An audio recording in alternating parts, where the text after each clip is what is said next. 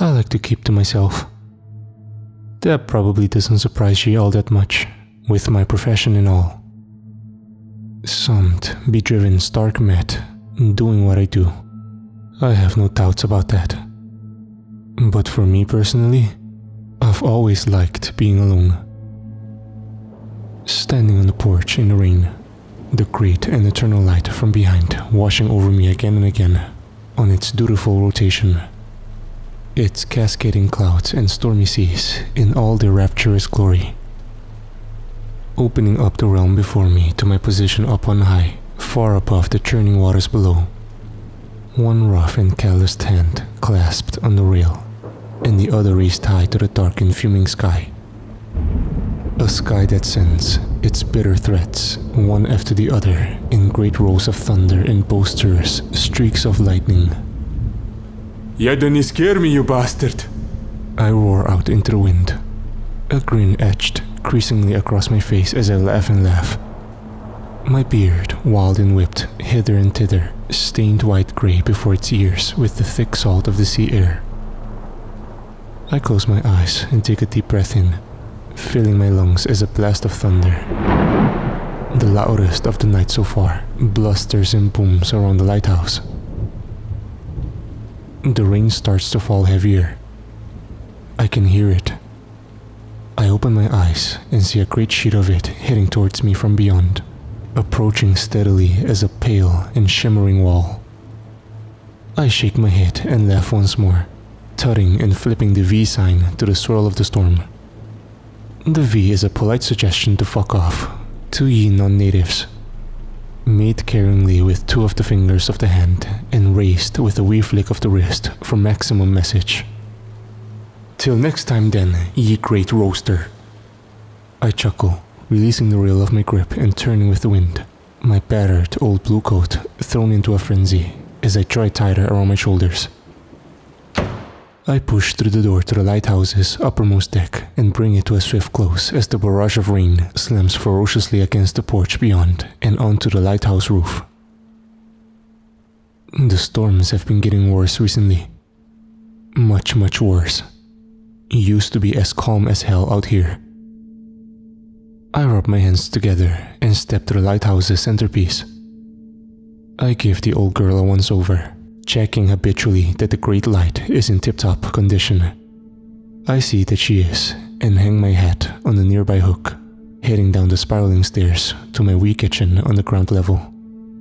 Time for a spot of tea, methinks. A little about myself then, for you who are interested at least a little in the story I have for you tonight. My name is Douglas Bannerman. I've been the lighthouse keeper of this particular establishment for almost 20 years now. And it's just me here, all alone on this rocky little island. And that's just the way I like it, I've decided. Nearest village is a 20-minute trip by boat. The folks are kind enough, I'll grant, but they're oddballs. You know what mainlanders are like, eh? You may have been led to believe that there's not a lighthouse left in Britain that isn't totally automated. But you'd be wrong. I'd like to think of myself as the last. But truth be told, there's a few of us still out here, quietly and humbly doing the jobs that need to be done. I glance at the scratchings carved hastily into the wall above the sink as I set the kettle to boil. Don't leave the light alone. Don't let them in.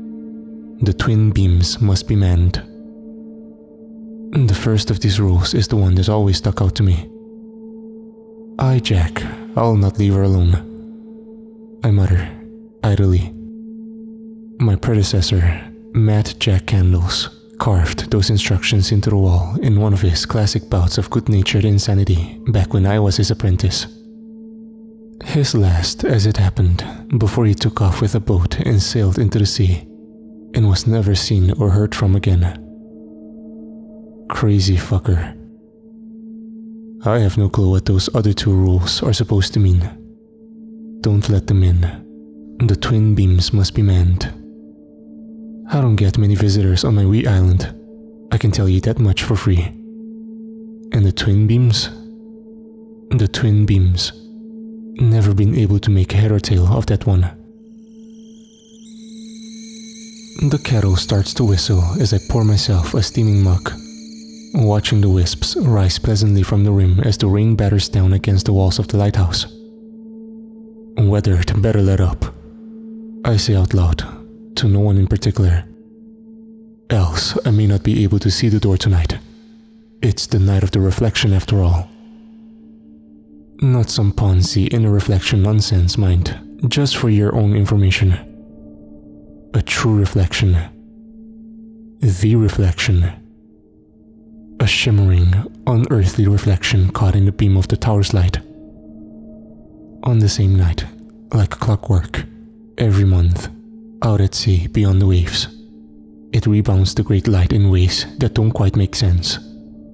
It looks like a door of sorts, like an ancient, arched door, just waiting to be opened. Hence the name. Caught my first glimpse of the door about 7 months ago, a minute or two before the dawn. I couldn't believe my eyes. I couldn't comprehend. I couldn't look away. And then came an icy ripple of wind. My eyes were forced shut. I had to shield my face. And when I looked back, the door was gone. It occupied my thoughts for the better part of a week. Such an obscurity that it was. But then, as we often do, we start to doubt the things that we've seen. The things that don't make sense. And I promptly forgot all about it. Until, that is, by freak chance, it caught my gaze again as I pissed through the rails one tumultuous night onto the rocks and the froth of the ocean below. And I realized upon analysis that it was the same night, exactly 1 month from its previous appearance. So, come month number 3, I waited, poised and ready. And sure enough, under the glittering light of 1,000 stars, there shone the door, reflecting as ever the beam of the lighthouse. Ever since then, ever since I became aware of its regularity, the door has become stronger. It's like keeping a dream journal. The more you do it, the more vivid your dreams seem to become. And it's because you've become the better at remembering them. That's how I understand it, at least. I'm sure that it is a door of sorts. The thing that I'm seeing. I'm convinced. And tonight's the night. As I clamber back up the steps, blowing on my mug of warm tea, I wonder to myself if I'll still be able to see it through the tempest outside. If it'll still reflect the beam in that same and wondrous way. I've seen a great many obscurity and eccentricity in my time as a guardian of this here lighthouse. A great many indeed. I've seen things you wouldn't believe, and I wouldn't blame you. A throng of pale ships that sparkled in the glow of the moon, flags are flying and shimmering in and out of sight, swaying dangerously in the churn below before disappearing permanently into a sudden and icy fog. A monstrous broken skeleton, that of a colossal and snake-like fish, barely held together by scraps of graying taut flesh, thrown into a wreck by the wrathful tide against the base of the lighthouse, before collapsing into pieces and down into the deep. A woman, enormous, taller than any mountain or any building made by man, far, far out to sea toward the horizon. I watched her unfurl herself from below the waves to a stand, the water coming up to only her waist. She lifted an arm to me in a slow wave, and I waved back, and she walked away, gradually sinking back beneath the surface as she strode off into the unknown. But the door is something else. It's my only or regular visitor for one, and it always makes me feel a tad guilty, like I'm passing glance on something that no mortal man has any right to observe with his naked eyes. But I can't stop. I just can't. Would you? I'm almost at the top of the stairs, back towards the upper deck. I reached once again for my hat, ready to brave the rain when I hear an unusual sound. I stop, tensed, but I think I must be mistaken. Surely, it's a sound I haven't heard in a long time, one that doesn't really make sense. But, to the chilling of my blood, there it is again, loud and clear above the drumming of the rain. I swivel around, teeth grit as I look to the door of the lighthouse far below. Douglas! Douglas? I hear, calling desperately from beyond. Douglas? It's Heather! Let me in, you great lummox. It's pouring out here. What are you waiting for? Heather? I call back, carefully setting my muck on a wee table and heedfully heading back down the stairs, one step at a time. What sort of man leaves his wife out here in the rain, huh? Come on now, open up. Apologies, lass. I reply cautiously as I descend, licking my lips, suddenly bone dry. What are you doing here at this time, you daft cow? You shouldn't be traveling by boat this late. It's too dangerous. I keep my voice level, but my heart is like the rain, a hammer in my chest. Stop mocking about Douglas. She calls from beyond the door. I'm soaked through here. Just come and let me in. I don't deign to reply this time. I unhook my shotgun from the wall, and I step towards the door. Lightning flashes in the world beyond. Douglas? My wife calls again, her tone a little more impatient, a little colder. Douglas, let me in. And I think I hear something else in that voice too. Something I can't quite put my finger on. And I don't care to. Because it's all well and good, my wife wanting in. I wouldn't blame her for that, given the storm. The problem, however, is that the woman's been dead for almost 5 years now. I hold the shotgun steady in my hands, and I approach the shaking door. Douglas? The imposterous voice of my wife calls to me. Louder, more urgent, backed by a rumble of anticipatory thunder. Open the door, Douglas. You just tell me why you're outside at all, Heather. I reply, sweat budding and leaking down my brow. It's far too stormy a night to be outside. Just let me in and I'll explain. I need a chance to dry off. She laughs, an artificial sound that sets my teeth on edge. It sounds like laughter, sure, but it's a meager copy. There is no mirth behind it. It's fake, like a person who had never laughed even once in their life making a sorry and stilted attempt. I glance to the rules, to Matt Jack's rules above the sink. Don't leave the light alone.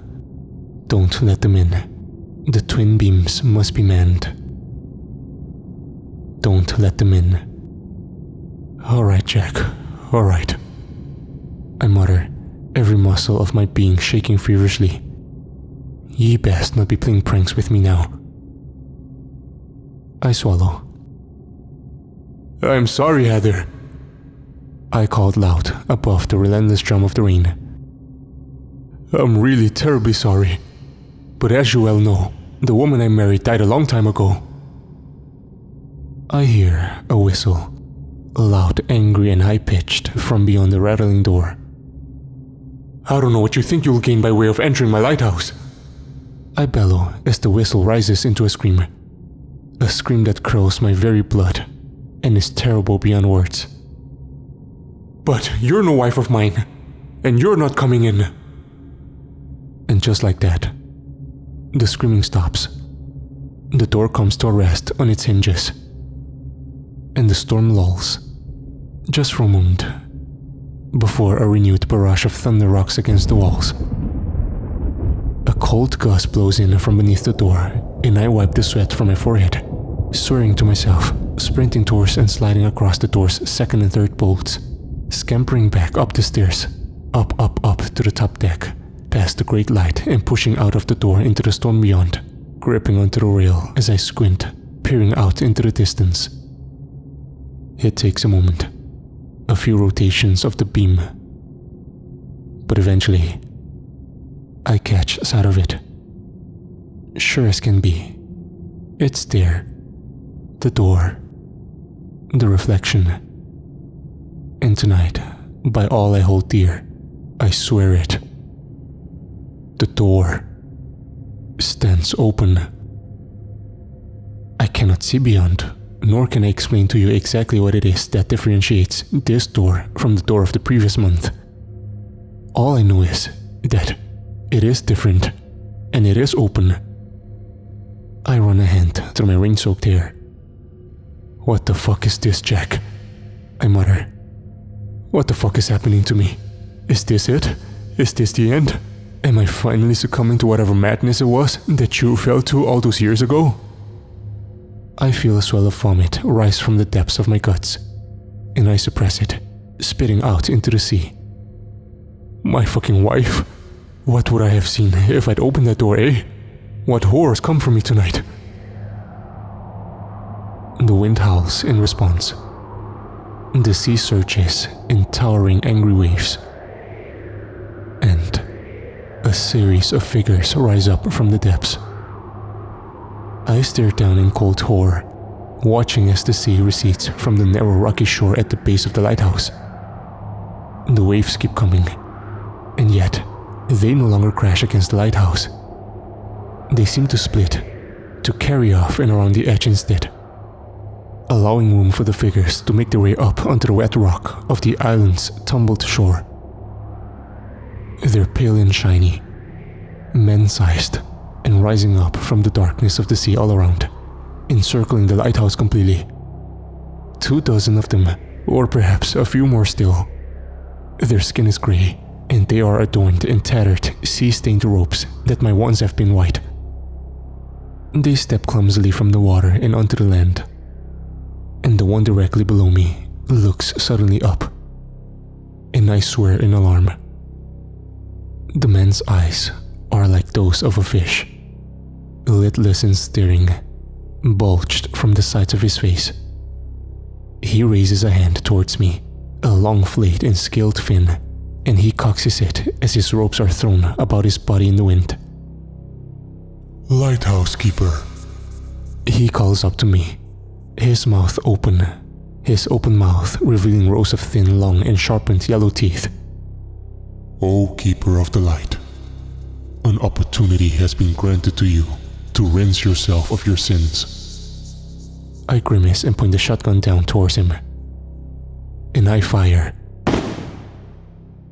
My aim was always shite, and the distance and weather don't help, but I clip his shoulder in a shower of scaled flesh and bone, and he gargles, screaming as he falls to the rocky ground, flailing and twisting unnaturally, crawling back across the stone and into the depths of the sea. Another of these harrowing monks steps forward and takes his place. "Your time runs thin, Lighthouse keeper," he calls up. "Opportunity to absolve your crimes is limited. Take this chance while you can." I shoot again. This time, I miss completely. Brittle rocks shatter by the figure's feet.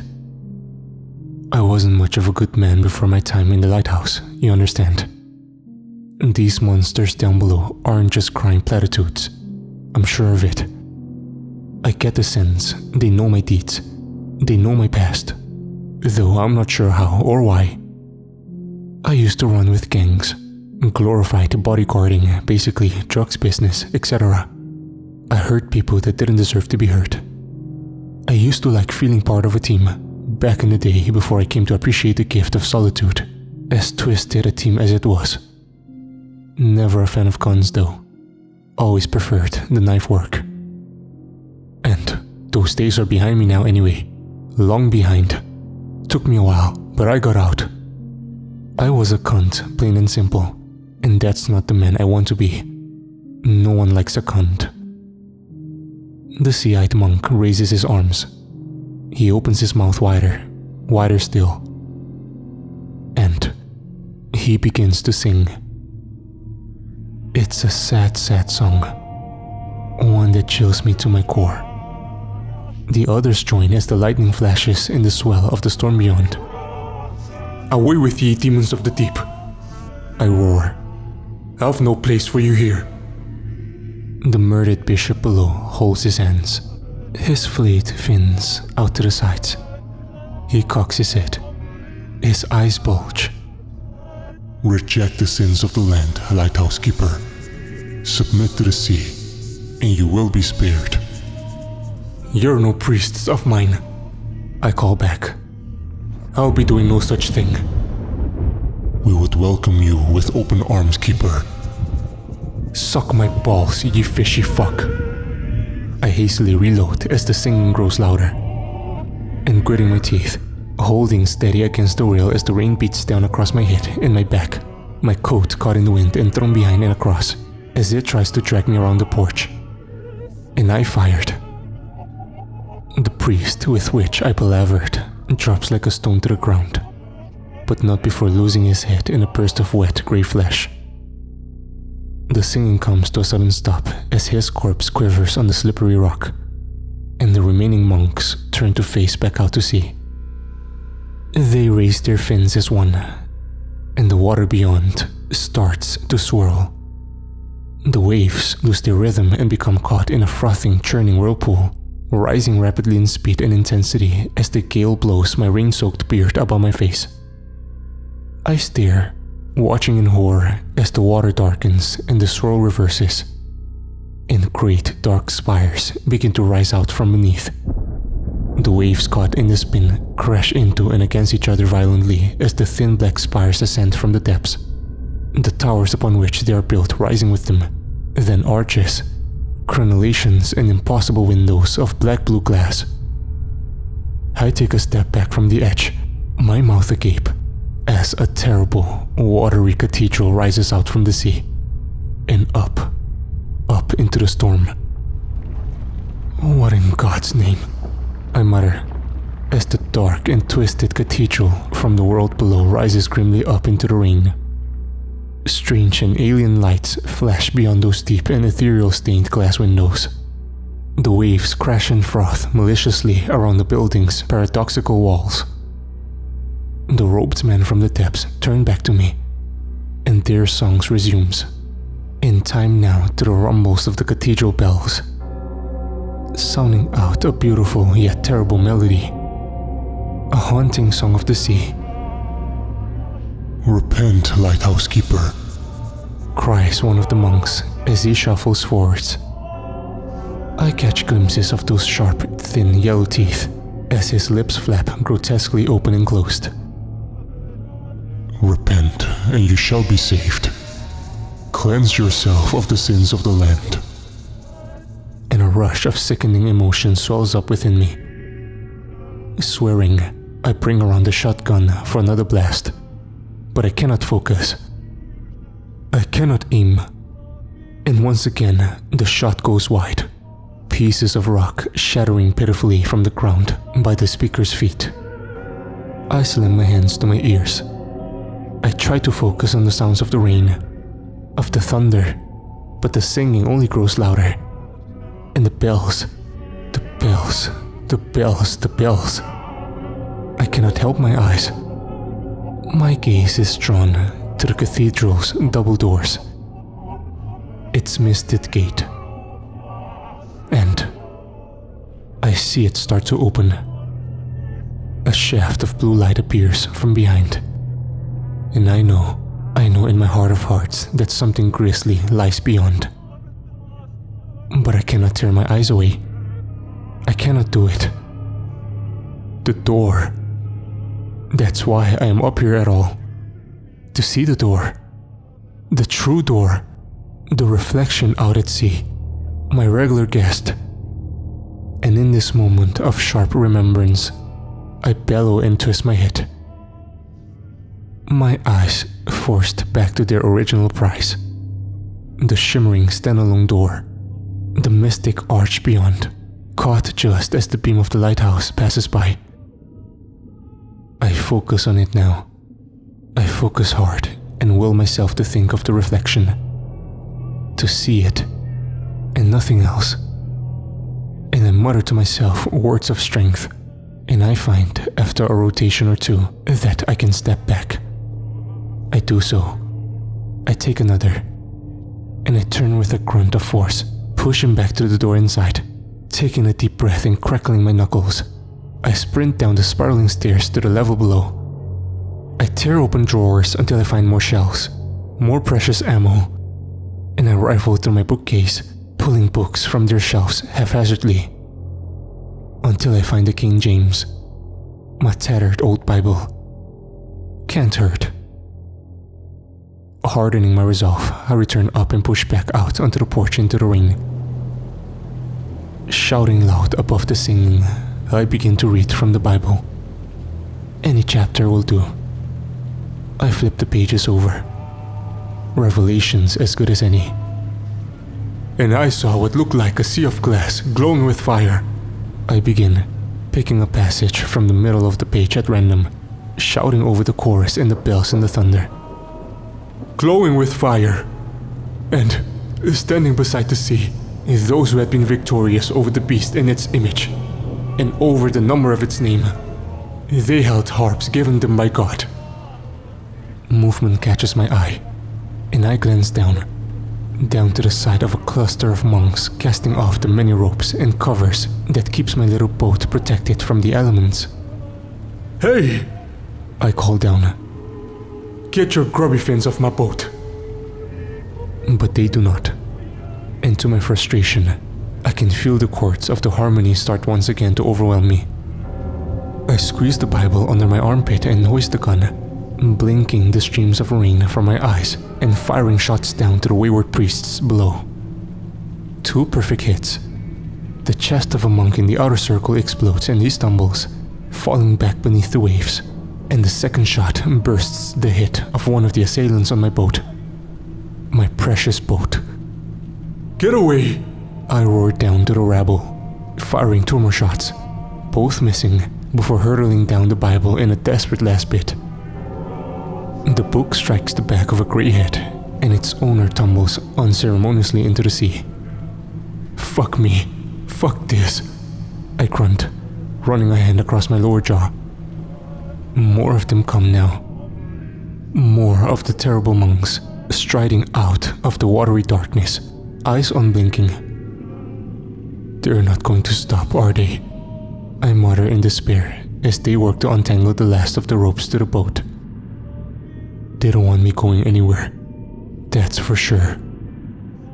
And then comes the beam of the great light. Of my great light. She catches as ever on the arched door out there in the waves. The light reflecting like a mirror of golden glass, caught in a perfect moment of time. And I know what has to be done. I try to drown out the song with the noise of my own thoughts, and I slam back into the lighthouse. I sprint down the stairs and grab a handful more shells, and something else. Something I hope I can use to bluff my way out of here. An idea I got from the Bible verse. Glowing with fire, I mutter to myself, pulling open a cupboard with a clatter and taking firm hold of a rescue flare. Standing by the sea, victorious over the beast. I grab my radio receiver and shout out a responseless call for aid in the crackling void. Won't do me any good, I'd wager. But again, can't hurt. I head down to the lighthouse's front door, shotgun in one hand, the flare in the other, and I strike it. A burning and altogether overwhelming red light is thrown proudly across the walls. I squint. It's too damned bright. I hold the gun between my legs and I wrap an old scarf around the flare, burning my hand a little in the process. Fuck. Should have done this before setting it aflame, ya pillock. The scarf bursts quickly into a frenzied fire, and I step forwards, unbolting the door and casting one final look at the rules of old Mad Jack, carved so desperately above the bloody sink of all places. Don't leave the light alone. Don't let them in. The twin beams must be manned. Rule number 1. Don't don't leave the light alone. I'm sorry, Jack, I mutter. But if I don't leave her alone, just for a little while, then they'll get in anyway, and then she'll be theirs. They want me stuck here, Jack. Why else would he go for the boat? I've got no choice, fella. And besides, what do you know anyway? You're dead as dick, pal. I'm heading for that fucking reflected door. And I squeeze my fists, grab a hold of my gun, and I kick through the door and onto the rock, slamming it shut behind me, the storm casting salt and bitter spray up and across my features. The singing stops at once, and all those terrible eyes turn to stare in horror upon the fire I hold in my hand. Behold the power of the land! I roar to them. My bravado entirely falls. I step across the wet stone and closer to my boat, thrusting the burning flare this way and that, my face and body aglow in the gloom of the icy tempest. They cower in fear and hold their unnatural hands before their faces to shield their lidless eyes from the red and almighty flame. I pray silently that they do not know how easily they could extinguish my magic with a well-placed blast of water. I worry even now that I will not make it to the boat before the heavy rain gives the trick away. The fire of life! I bellow, shaking the flare madly as I creep closer and closer to the boat. They are all around me, dozens and dozens of them, all groaning, twisting, shuffling away in confusion. I think about the Bible verse. This is my fucking harp, I mutter to myself. Then I turn to the monks by the boat and make a noise, thrusting the flare suddenly towards them, and they disperse, wailing in horror. With an eye watching warily over the congregation, I pull back the final ropes and tear off the covers with a grunt, dragging the boat fully out of its shelter and hoisting the poles and the trusty wee sail, pushing it out and into the churning waters. I jump in, still holding the flame high in one hand as I grab the ropes, steering madly as the boat is caught instantly in the swell of the waves. I've lost it, I think to myself. I've turned into you, Mad Jack. If only you could see me now. What in the blazes am I doing? And I laugh to myself, despite the fear rippling through me, despite everything.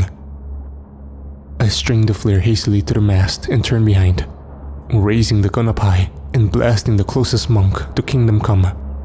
Stay away from my lighthouse! I call out as this boat leaves the island behind, rocking perilously from side to side. Lightning streaks through the sky. I turn back to the waves. Every time the beam of my precious light comes around, I get a good sight of the door, the reflection, out there in the sea. And I alter my course, heading round towards it. Yes, I may be mad. Yes, I broke one of the rules, but the storms have over this last year been getting steadily worse. It never used to be like this. If I make it through this night, then there'll come another just like it. I can feel it. And the door is like nothing else I've ever seen. It knows I'm watching out for it. And it's never been any threat to me. That much is true. And the priests wanted rid of my boat. Well, that's too fucking bad for them. Sure, I could try sailing back to the mainland. 20 minutes on a clear day. Might take 3 times that long in conditions such as these, if I ever made it at all. But what if these fuckers come every night? What if they sent my fucking dead wife again? The door comes once a month. And tonight's the night. Tonight's the night indeed. I roar out into the storm as my knuckles burn white with exertion. The wet and heavy rope, no doubt, forming ugly new calluses across my hands as I heave and pull, steering my course towards the door. Tonight's the fucking night. The twisted song of the abbots of the abyss may have been forced to a close, but the bells of the dark cathedral ring on. I grimace and look to my left as the furious waves crash ceaselessly against its walls. The light beyond those blue-black windows of wet, stained glass flashing and flowing. A poor attempt at enticement indeed, I'd say. I'm sure as fuck not going anywhere near the bloody thing, and I dread to think what terrors lurk inside. I hear from behind me the desperate voice of one of the monks, still stood uncertainly on the rock of the island. The symphony of the rain and wind and sea is too loud, however, and I am unable to catch what he says. I swivel and reply with a blast of the shotgun. Another spectacular miss by a wide margin. "Piss off, ye pescatarian pansies," I mutter through my sopping beard. "My destiny is with the door tonight." And she lies a hit. The door. Every time she catches the light of my faithful rotating light, every time that golden reflection shines back at me from her position at sea, I make sure to adjust my course as best I can, riding the waves towards her. "I am the fire upon the sea," I call out, to no one in particular. My wee boat, a burning and sparking ember of red fire in the cold and dark and the swell and swirl. "I will claim victory over the beast." The sky answers with drums of thunder, and I grimace, wiping the sting of the sea spray from my eyes, as I sail further out across the intemperate waves, leaving the island and the cathedral behind. Shimmering white shapes start to emerge from the surrounding water. They are not swimming, nor are they even wet, it would appear. It does not seem like they are even fully here at all. 5 men with skeleton faces, unconcerned by the blaze of the flare and gliding through the air, drifting legless around and around the boat, muttering and whispering through faded jaws. "Oh, honorless wretch." The first begins, hovering by my left as I steer desperately through the churn. "Oh, breaker of his word. He who would abandon his duty at the time of its greatest need." He drifts behind, and a second comes up on my right. His words, a winter's chill upon my cheek. "You have forsaken the bond unbroken of the keepers of the tower. You forfeit your place in their halls in pursuit of a shining door." I keep my eyes upon the reflection. My lighthouse guides the way. The being shimmers away, and a third comes up from behind. I feel his breath like frost on the back of my neck. "All that glitters is not gold, lighthouse keeper. Your solitude has left you blind." "Away with ye, despairing wights of the depths!" I roar to a streak of lightning.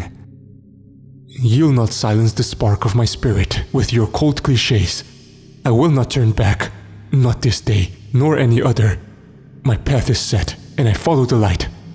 Dogs' bodies such as ye know only the dark of the deep. What advice have ye to offer me? Begone!" And bitterly, they do, twisting and spiraling, muttering and shimmering and returning to the white grey of the sea froth, lost to the storm. I tuck my battered blue coat further around my shoulders. I pull hard on the ropes. The flare fizzles and sputters under the pressures of the rain and the flicks of the tails of the waves. "Hold tight, you bastard," I growl to the flame. "Hold tight for just a tad longer. You can do it."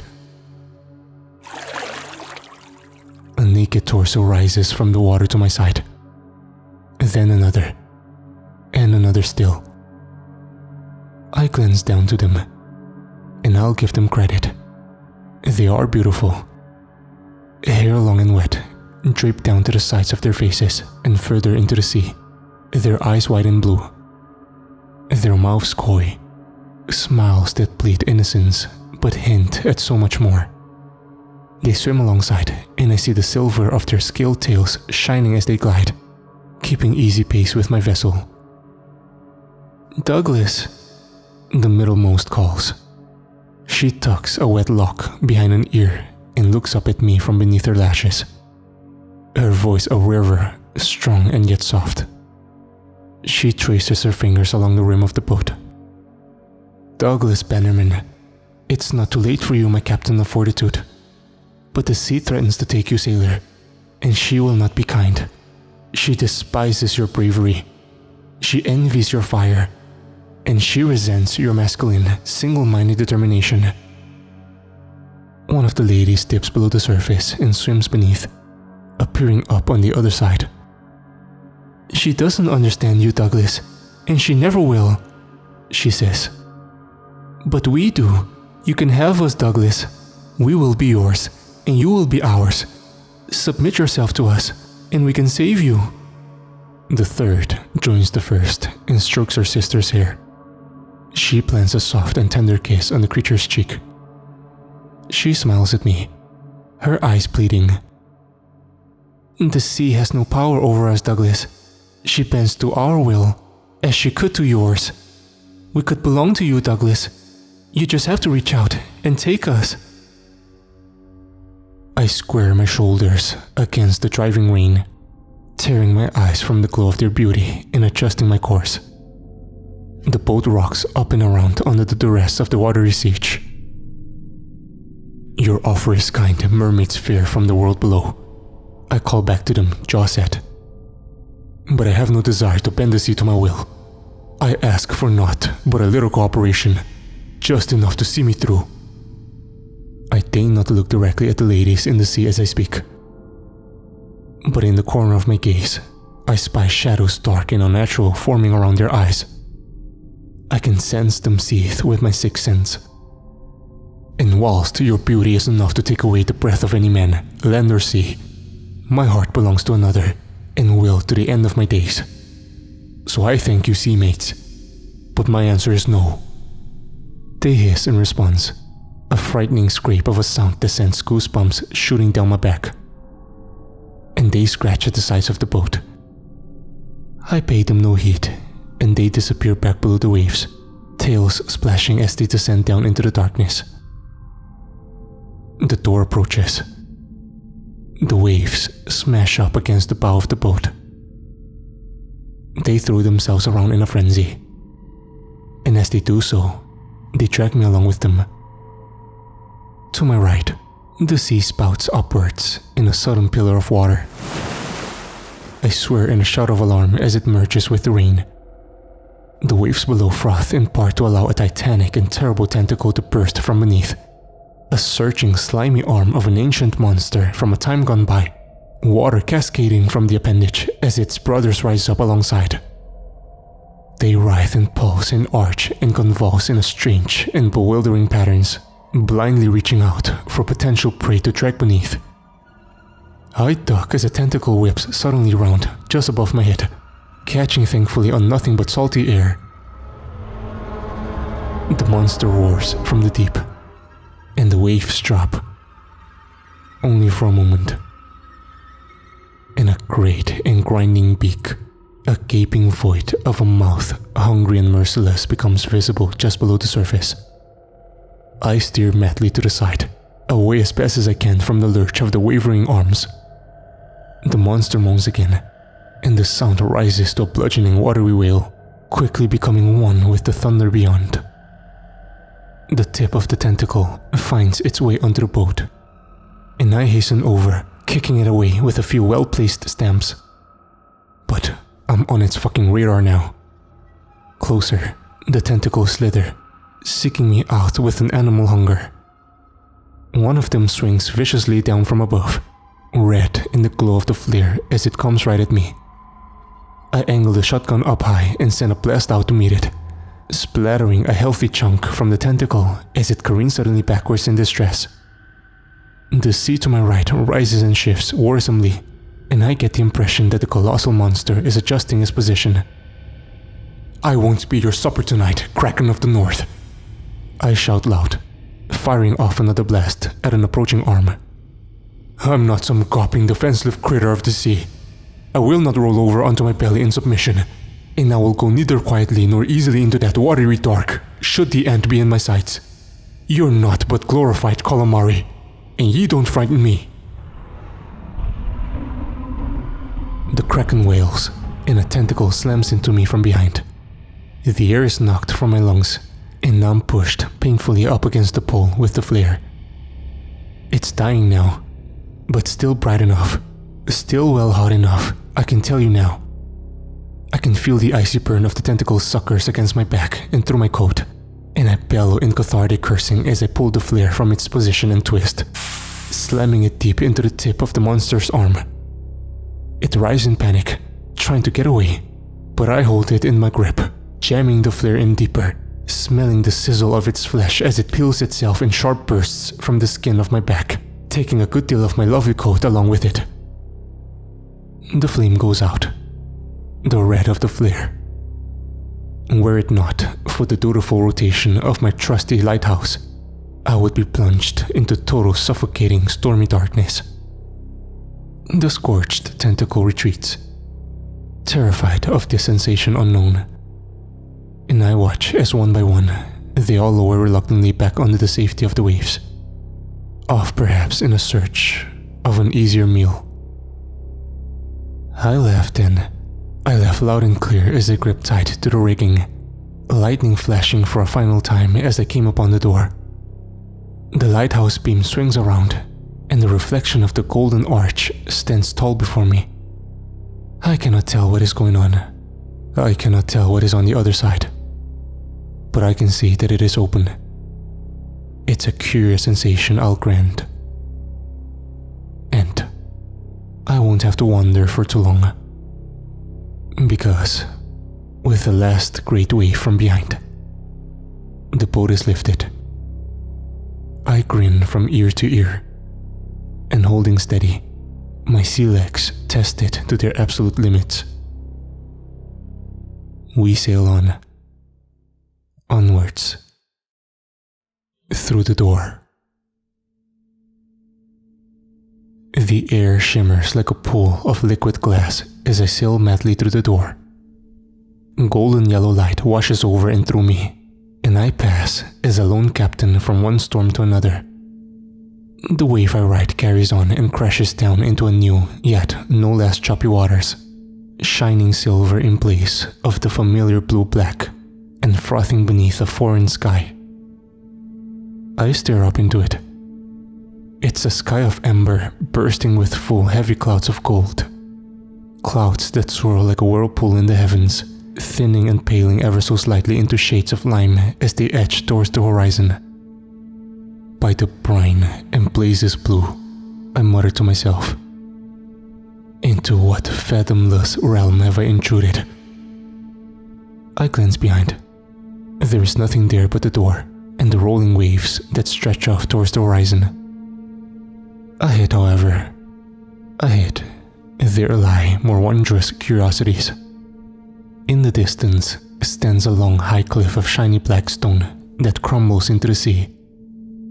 There are no stacks, no arches, nor cracks or caves to be seen, but instead, floating spheres of stone that hover close to the cliff's edge, shining and sparkling with salt, like golden specks under the strange and shifting yellow light from the sky above. And what do I see to the cliff's right, standing alone on an island of the same black stone? A lighthouse. A lighthouse not altogether unlike my own, though the light on this one is out cold, dead dark. Well now, I suppose that'll be my destination then. I bellow cheerfully, grunting and gripping the ropes and adjusting my course through the shiny silver-grey waves. Through the angry tides, I dutifully sail, the boat rising and falling and rocking with the swell of the sea. But a sudden change in the world above gives me cause to glance up from these churning waters. A burst of black, like an ink stain, is spreading across the amber sky. I watch as it starts to flow, to leak in all directions overhead. The shining tips and highlights of the clouds shining bright like rivers of gold against the darkening canvas. The closer I draw to the lighthouse, the darker threatens the sky. Come on, I mutter to my vessel, my heart a race. Nearly there, old girl, nearly there. But enough distance lies between me and the lighthouse. Heavy shadows fall across my surroundings, and the cursed, twisted distortion of the ocean makes one last desperate attempt to keep me back, These threats and temptations alike are proof enough that I am set on the right course. The notion burns bright within me. I hold tight to it. The flame of my flare may have been extinguished, but my own inner fire blazes on. An enormous and barnacled boulder from the bottom of the ocean rises up a wee distance ahead, pushing aside the roughened white-grey surface with froth and blasting spout. It groans and grinds and rolls in place as it ascends, held in a torso comprised of twisted seaweed, black and writhing, and endlessly flowing and cascading water, like a waterfall in all directions at once, the spray flying like rain as it catches in the winds of the storm. I shield my eyes as my boat tips away from the entity, and I grab and pull at the rigging to keep myself upright. The boulder spins around in place, and two hollow cheekbones of rock become visible beneath two bright and fearsome eyes of icy blue. And still, it ascends. Twice my height, then thrice. Rock is drawn from the ocean floor and swept up its body, held tight by the wraps of the dark sea foliage. Lighthouse Keeper. It groans in a voice like thunder, water spilling impossibly from its stony jaw. I pride myself on my constitution, as I told you at the beginning. I've seen things most men would ne'er have ever dreamed of. But this thing? The voice sends through me shards of an ancient terror, and I cry out in alarm. Worse than the singing of the murdered monks, worse than the bells of that damned cathedral. The voice reverberates around and around in my head, like a calamitous whirlpool. I have to get away. So, I grab the ropes and alter my direction of course at once, riding the waves of the surging storm, eyes fixed on the monsters. Blue and terrible, her icy gaze bores brutally back into mine. And I hear a voice from behind me. "You don't want to go that way, old chap. Trust me on this one." "Fuck!" I shout in panic, stumbling and swiveling to the voice's source. I recognize it, of course. I just don't believe it. The boat rocks dangerously from side to side on a rising wave, but the owner of the voice stands firm. His sea legs as good tonight as they were on the day I first met him all those years ago. "Jack?" I murmur in disbelief. Matt Jack Candles, hands behind his back and boots firm on the wood of the deck. He stands as a ghostly spectre, pale and glowing in the enshrouding darkness, his coat almost as torn and as tattered as mine, but colorless now, billowing in the gale. He looks back at me. He winks with his good eye, and his eye patch, of course, covers the other. "Good to see you again, Douglas," he chortles loudly, and he suddenly lunges forward. I stumble back in fear, but he only laughs in response, bracing his shimmering boots against the deck and the side of the boat, grabbing the nearest rigging and looping it around his arm, pulling and yanking it tight and drawing the boat in the opposite direction, back towards the beast. "What are you doing, you mad old English bastard?" I bellow. "You'll get us fucking killed." "Little too late for me, Douglas." Jack laughs, then nods to the sail. "Sharp turn this one. Give us a hand, would ya?" I grimace and swear and do as he says. No time for much else now. I turn from the ghost of my mentor to the monster from the depths, the idol of the sea. She roars with the winds as the boat alters its course. My salt-peppered beard bristles wild. "Look over to your left, lad. You see what you were headed for?" Jack shouts from behind. I glance over, and my eyes go wide when I see the glimpses of black rocks that the rapidly rising and lowering waters provided, jutting out from the sea like great teeth, ready to bite into the hull of any vessel foolish enough to stray too close. The monster roars. She throws out two great arms of churning silvery seawater as the boat hammers towards her on the crest of a wave. "We're going to crash right into her, Jack!" I cry out above the clamor. "Nonsense, Douglas. Look at her chest. What do you see?" I was always taught it was rude to look at a lady's chest, Mr. Candles. I shout back, and the Englishman laughs heartily in reply. Look, Douglas, look. The rock ends there. Below her chest is nothing but water, and we'll sail right through. So praise. I roar out a battle cry, defiant in the face of this enemy of the deep. Her eyes flash bright in surprise, and with an icy shock, we plunge right through her middle. For several long seconds, I know only the rush and the pour of a death-cold swirl, soaking me through to my skin.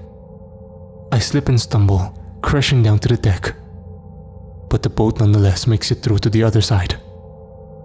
Fuck! I shout, spitting a mouthful of spray out over the side, cupping my hands and hastily scooping out as much of the water as I can from the embattled little boat as Mad Jack guides the steering. I grab the pole of the sail and rise to a stand. Sea legs, don't fail me now, I command, and I cup a hand around my mouth and shout to the watery witch of the sea as she turns to look at us over her great shoulders of writhing seaweed. The sea might very well take me one day, lass. I must admit, it would come as no great surprise. But at the very least, my dear, it won't be today. And with a wail and a strike of lightning upon the ink-stained horizon, the monster swells up with a surging wave. She rises higher up into the air. Then, the lights of her eyes go dark. With a ferocious scream that shivers across the surface of the sea, her form collapses. The grooves and lines of her stony face once again appear as no more than natural cracks and dents in the rock, and the various materials of her being cascade back into the water. The force of this collapse sees the boat pushed faster and further away. The lighthouse is closed now. I turn to Mad Jack, my chest still rising and falling with the shock of the icy water. Thank you, Jack. Always saving me from bouts of panic, eh? I look the men up and down. So pray tell me, what are you then? A ghost of sorts? Jack flashes a grin as the spray of the sea flows right through him. He grunts as he tugs on his rope one last time, then ties it off to the side of the boat with his ethereal hands. Not quite, old sport, he replies. I'm not trapped here, if that's what you're asking. I'm not even here in any of the traditional senses. Not in body, and neither in spirit. To call myself an echo would be more accurate, I should think. I grunt and shake my head. What happened to you, Jack? I ask him as my beard drips. I wipe the last of the stinging salt from my eyes. Why did you go? I'm sorry it had to be so sudden. Truly, I had more pieces of the puzzle revealed to me than you, lad. And I was under similar duress, so I seized an opportunity I was not sure would come again. And it demanded immediacy. He pushes his wild-blown fringe from his working eye. The twin beams must be manned, Douglas, he solemnly says, his coat whipped wild about his shoulders. Rule number 3. The twin beams. I look up to the lighthouse ahead, its bulb dark and dead. Of course. Aye, Jack, I reply. Aye, I hear ye. And it was good to see you again. The man nods. He dissolves at once as a mist and disappears into the whirling winds. And just like that, he is gone. I turn to face back towards the lighthouse. Not far now. Not far at all. But the storm, this surging storm. I hold the boat back as I approach, riding the crests of the waves and waiting for a necessary lull, sufficient to see me bring the boat onto the stony shore without smashing it and myself to pieces in the process. The thunder rolls, the waters churn, and I see my chance. I bellow and pull tight to the rigging, bringing the boat around through the sea. It's far from, still, quite far indeed, but it should be enough. It should be enough. The spray blasts high, and I bring the boat into the shallower waters of the little island's immediate coast. It's much like my own, though the stone here is smoother and much darker. I stretch out an arm, and when the moment strikes, I grab hold of the rusted metal of the wee island's surrounding rails. I cry out in pain as my arm feels fit to pop from its socket. But I hold firm, and with all my might, I bring the boat to a rough and jarringly chaotic halt upon the rock with a scrape and a grind. Fucking hell, I grunt as I stumble, hopping out from the side of the boat, grabbing it tight and hauling it in as close to the lighthouse as I can. Arms burning with exertion, hands shaking and raw from my efforts with the ropes across the sea. But I'm here, wherever here is. I've made it. This is where the door wanted to send me. I'm sure of it. And old Mad Jack practically confirmed it to me himself. I pull my collar tighter around my neck. Not that it's doing me much good now. The wind is arctic in its assault against my sea-soaked skin and clothes. I grab the handle and make the barge right in. But what would you know? The bastard's locked. I try again, rattling the door with full force. I sigh and click my tongue, preparing to kick the thing down. Before I do so, however, I decide to knock. Loudly and firmly, just in case. I'm no barbarian after all. And what would you know? There comes a response. Difficult to hear above the wind and the surge, but it's a woman's voice. Sounds like she's asking who I am. She sounds frightened, and hell, I don't blame her. Name's Douglas Bannerman, I shout through the wood. I've come from the twin of this here lighthouse of yours. If my understanding is correct, you've a wee problem with your light. You fancy letting me in? There is a pause. The storm rages. Douglas? Comes the voice. Aye, that's right. Douglas Bannerman. I'm in the lighthouse. I struggle with how to describe its location relative to my current position. The lighthouse, on the other side. I look again. Now come on, are you gonna let me in or not? I'm freezing my fucking balls off out here. I can assure you, I'm an errand of the utmost importance. I'll kick down your door if I have to, lassie. The door swings open, and a woman a similar age to myself stands before me, illuminated orange in the glow of the lamps she keeps around the walls. And for a moment or two, my heart stops dead. I cannot believe what it is that I'm seeing. I cannot comprehend. My mind struggles with the sight. I stutter in surprise. And the woman speaks. You won't be kicking down any doors of mine, Douglas Bannerman. Says my wife. I only bloody painted the thing last week, I'll have you know. Heather? I shout, stumbling backwards in fear. Recent memories of the unseen nightmare that knocked upon my lighthouse door came hurtling in return to the forefront of my mind, afresh. Hearing her voice was one thing, but seeing her standing right here before me, I can't believe it. For my heart's sake, I can't. I refuse. Heather, how? You can't be real. You can't. What cruel trickery is this? Please. I'm a hard man, and I pride myself as such. But I can't be taking much more of this tonight. I can only handle so much. Heather scoffs and puts a hand to her mouth. A hard man? She chortles good-naturedly, in the way she always did. You're nothing but a big softy, Douglas. You certainly took your time. Well, blow me down. It's her. It's really her. I swoop in at once and hold her tight. She squeals as the icy wetness of my jacket and beard connect with her skin, warm and soft. I plant the wettest of kisses upon her lips, and she laughs and kisses me back. "How?" is all I can manage, tears budding at the corner of my eyes. Terrible suppressed images from 5 years ago flash painfully through my head. Images of Heather falling from the wave-wrecked little fishing vessel and into the sea.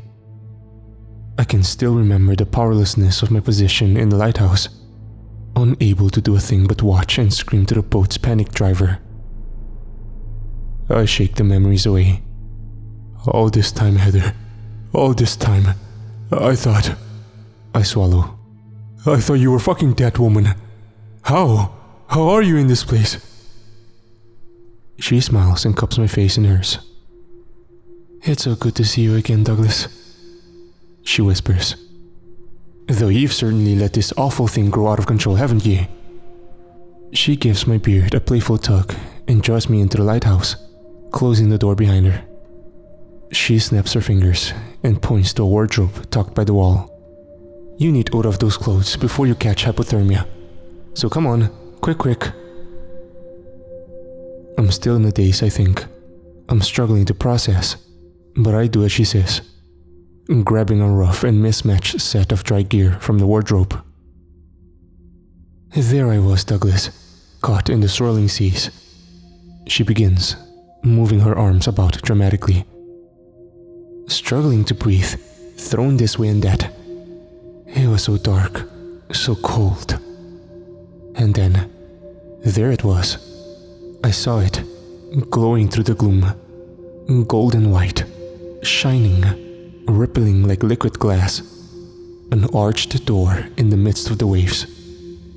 I felt myself get carried right through it, and I found myself in a foreign sea gasping for breath among silver waves beneath an amber sky. And as I coughed and splashed against the surface, I felt someone grab my arm, grabs me and hauls me up into their boat. A boat made of mist, shining and shimmering like a specter they were. And you'll never guess, Douglas. You'll never guess who it was. I chuckle. Was it old Mad Jack Candles by any chance? She splutters and furrows her brow, suddenly cross. She puts her hands on her hips. And how the devil did you know that? I've taken the wind right out of her sails. And looking at her now, I can't help but laugh. A hearty laugh for the soul's sake. I've missed you, Heather. I chuckle. I saw Jack myself, just now. The fucker saved me from certain death. He didn't stick around. My smile falters. I grow more serious, and I look my wonderful wife in the eyes. The twin beams, Heather. The twin beams must be manned. You've an issue with the lighthouse, haven't you? It went out, Douglas. The light went out, Heather says, and she clasps her hands together. Mad Jack, just after he rescued me and I was still on board his ghostly vessel. He told me his tale. He told me that he had died upon the water. He wouldn't say how, said it hurt to talk about. But in his own words, he wouldn't allow a little thing like death get in the way of his mission. I smile. That certainly sounds like our Jack. He wouldn't share the logistics with me, Douglas, but he was still able to fix the light the first time around. And he'd been waiting in the lighthouse ever since, waiting for a living soul to come relieve him of his duty. She rubs her chin. I haven't seen the man since then, in all these 5 years. I thought perhaps he'd passed on, but if you saw him too... I shrug. He wasn't a ghost, Heather. He told me so himself. An echo, he said. The last traces of light from a faraway star, perhaps. I trail off. What did he tell you? What did he tell you about the lighthouse? The same thing as the scrawling above our sink, Douglas. The twin beams must be manned, and I've done my duty. I've done it as best as I can. But about a year ago, the light just stopped. And I tried, but I just couldn't get it working again. I couldn't do it. And the storms, the storms and the horrors out at sea. I see them at night. They've just been getting worse and worse. Aye, it's been rough for me too, I reply. But these things happen, don't they? I'm sorry it took me so long to come and find you. She smiles and squeezes my arm, chuckles and says she forgives me. Right then, I clap my hands. It sounds like I've got a job to do, eh? I wink, and I clamber up the stairs as the fearsome hungry wind roars beyond the walls, and the waves crash against the shore of the island. There's a reason my lighthouse remains unautomated. I'm not just some babysitter for the great pulp, I'll have you know.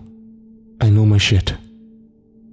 And it takes most of the remaining night and a fair deal of creative engineering. But for now, I reasoned it'll do. And sure enough, about an hour or so before the sun's rise, the gears turn and the centerpiece whirs, and the beam of the lighthouse returns at full blast. It's a wonderfully welcome sight, and its presence fills me with a relief and a peace of mind that's difficult to put into words. Around it goes, rotating surely and steadily and casting its warm light out over the waters. And the terrible storm begins to calm. I stand with Heather on the deck, and we watch as the wind settles, as the swirl of the sea starts to slow, and the great light rolls gently around and around. We're approaching the end of my tale now, lads and ladies. Thank you for sticking with me. It's been a real pleasure. Not much left to do now, but wrap up the loose ends, I suppose. The door lasted a wee bit longer that night, before it disappeared. I've never seen the thing last so long, in fact. I think it might have waited. You know, waited for us. It held strong, and the waters were kind, as Heather sailed away across that silver sea. We couldn't stay together. It just wasn't feasible. It took some heavy and quick-fire conversation, but we both ended up at the same conclusion. The twin beams must be manned. There were no more angry waves as she pushed the boat out. No monsters from the deep as she pulled the rigging, and the woman was careful to sail a great distance from the sharp, teeth-like rocks that lurked beneath the surface. The sea was so calm, however, that I should think she could have sailed right over them without issue if she'd been so inclined. She was difficult to make out as she passed through the golden arch of the door, twinkling in its reflected light, but I could still just about see her waving at me.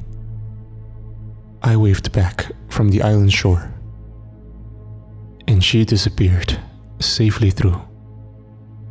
A minute or so later, the door faded away, and the sun rose high on a new day.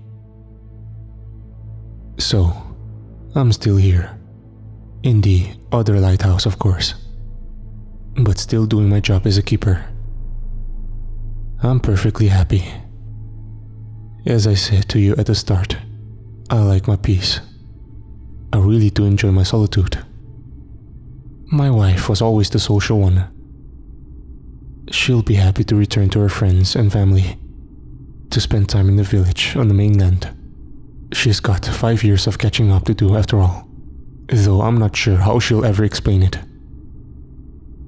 There's a village here too, though, you might be interested to know. That's where I got my new boat.